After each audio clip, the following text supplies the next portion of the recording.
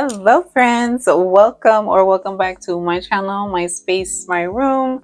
I am your hostess with the mostest, Nikita, and over here, we're going to talk about everything that's going to help you improve the quality of your life. So if you like stuff like that and you want to get healthier, I'm here to help you. And the best way we can stay connected is by you subscribing to my channel, clicking the notification bell, and sharing this with all of your friends. And we can also get interactive. So you could go ahead and start commenting and letting me know what you think about the topics that I talk about. And I'm here every week for you. So hopefully this message will bless you, especially if you're struggling with eczema. Today we're going to talk about eczema.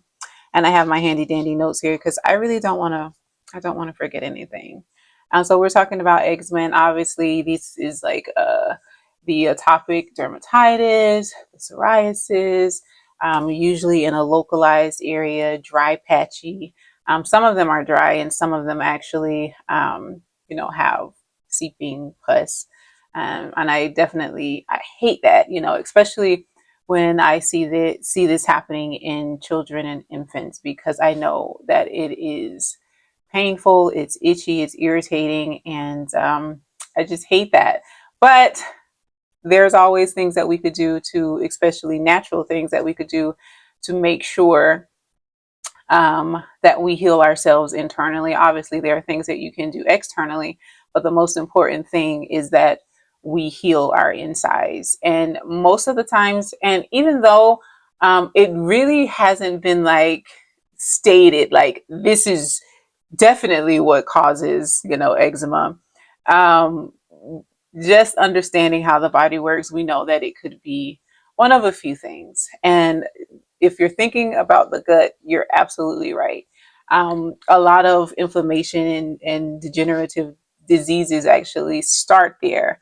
So eczema can be as a result of a food allergy, right? So you have your cow's milk, you have your eggs, you have dairy, you have soy, wheat, gluten sensitivities, and really what happens with that. And this also kind of goes for the person who's dealing with celiac, right?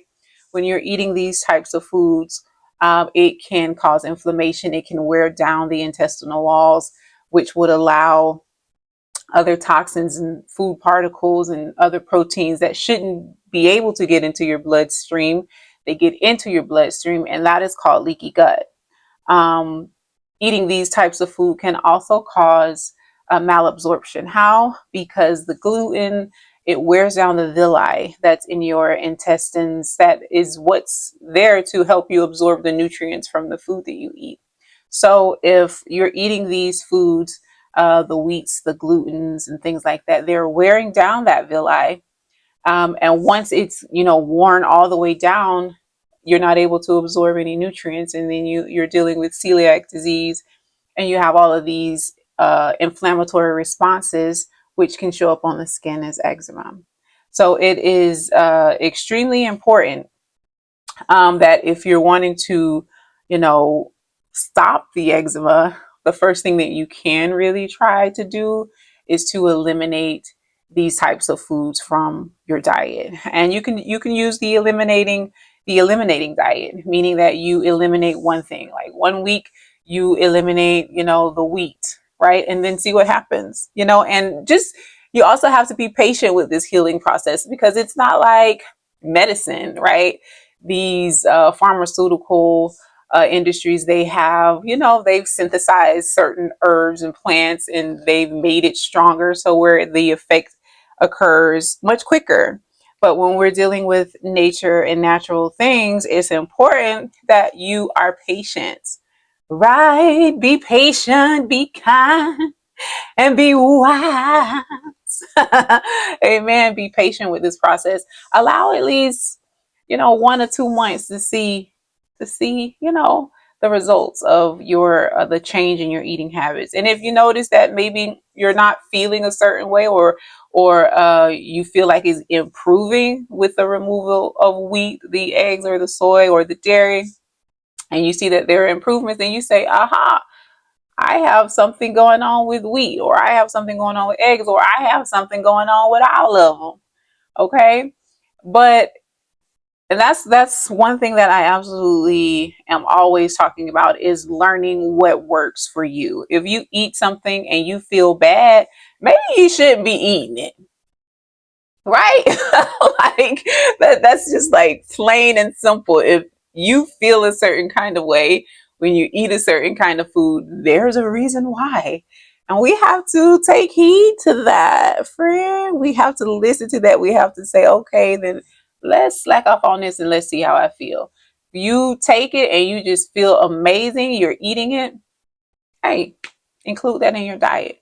Nobody wants to be here and be all debilitated, but then also there's balance. You have to make sure that you're balancing out these types of foods, and you're also including fiber into your diet, which also leads me to the next point when we're talking about digestion is that you want to have a healthy, strong microbiome. So you want to be eating foods that contain fiber. um, so you want to eat your fruits, and I know for some people they may have food allergies to things like citrus. I don't know how rare that is, but I'm sure that that can happen for someone. So for some people, it may be citrus fruits that maybe trigger the eczema. So just keep that in mind as well. But you want to make sure that you're getting your fiber, you're getting your probiotics, your prebiotics, and I did another video about that. So making sure that you're getting that, to maintain and strengthen the intestines. So just keep that in mind. So we want to make sure again that was wheat, gluten, soy, eggs, dairy. Try to eliminate those things first, um, and see through the eliminating diet and see what happens. Okay.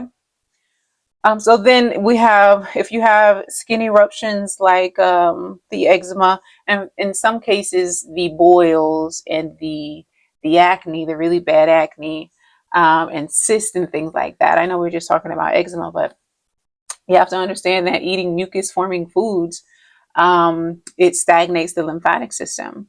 It makes things sticky and stick together. And unfortunately, that can affect your skin. And I'll have you know that the skin is like the third kidney. It's the largest eliminating organ on the body. So where your body cannot filter out these wastes and toxins from the types of foods that you're eating, um, uh, and it can't eliminate these wastes throughout the kidneys where it's supposed to be, guess what? It's going to resort to your skin. Right? So you get a boil here, you get an eczema eruption here, an eczema eruption there. You have to think about, am I stagnant lymphatically, right? And eating these foods that cause mucus production, the milks and the the milks and the refined sugars and the processed foods, all of those things that don't have fiber, don't have some sort of fiber, can can cause this. And when you perspire and then everything is sticky and everything gets clogged up because everything is thick and slow, thick and slow. Okay. Yeah. Uh, but yeah, so we want to make sure that our lymphatic system is functioning properly. I do have an amazing tea. You can get the lymph one formula as well as the kidney and the adrenal tea. The link for that will be in the description box below. It's an amazing tea and it will definitely help you. So in addition to like avoiding certain foods, there are some other things that you can do. You also want to make sure that you have a strong hydrochloric acid. So you could take some hydrochloric capsules, and all of these things I'm going to link in the description box. Okay. So folic acid, essential fatty acids, vitamin A and E, as well as vitamin C up to bowel tolerance. Okay. So that's how you know what your dosage amount of vitamin C is. When you take enough, that makes you have a bowel movement. And that is pretty much your dosage amount. Now, do understand that there are certain types of soaps, that can irritate eczema. So you wanna. I read this. I haven't tried it myself. My son had eczema when he was born, and it would just show up as tiny bumps, and then it would start to blister, and then it would start to peel. It drove me insane. Um, but certain soaps irritated. So try using a very weak boric acid and water. I did find that in my research. So that is something that you can try instead of using those soapy things that may help you. Okay. Now, what else? There are some herbs that you could take as well. Some herbs are burdock root, yellow dock, poke root. Poke root would help. Yarrow as well as marshmallow root, and you could make a very strong tea. And you can drink this 4 to 5 times a day. Now, in addition to drinking it, you can also bathe, your eczema eruptions in these teas. So you can like make some and just kind of soak it and sit it on your the eczema that has occurred. And literally, that is our lesson on eczema. Were you blessed by the word, friend?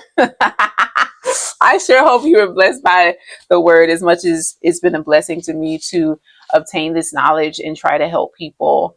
I've seen so many people struggling with eczema over the whole body, and doctors not being able to help, and prescribing steroids and different types of creams that only irritate it more, or they work for a certain amount of time and then they stop working. And yeah, you can buy these creams and butters and stuff that work, but what happens when you stop buying it? It's going to come back. So I think it's always important to heal from within, right? And yeah, making these adjustments to your diet and stuff like that, yeah, it's a huge change, right? It's a huge change. And I'm not saying that maybe you have to do it for the rest of your life, but maybe now that you're aware, you can have balance and you won't eat so much of this or so much of that, because it's going to trigger those inflammatory responses. And that's how you get the allergy, symptoms, and the eczema, flares. So I know it's a huge change, and you may lose some weight that you probably don't want to lose, but just imagine just eliminating those foods and how the inflammation in your health is going to change. And also eliminating those foods will heal your digestive tract. It's going to heal your intestinal walls, and it's going to affect you in so many different ways, and protect you from degenerative diseases. Like the changes are necessary, and so is balance. So I hope that this has blessed you as much as it has blessed me to bring this information to you. If it just helps, if it knocks on one person's door and it helps, especially the children, it's just something about the babies to me that they just have my heart. I don't like to see babies hurting, children suffering. So just consider this, especially if you have children suffering from this. Try making those changes, and I hope and pray that it helps. And until next time, bye. Love y'all.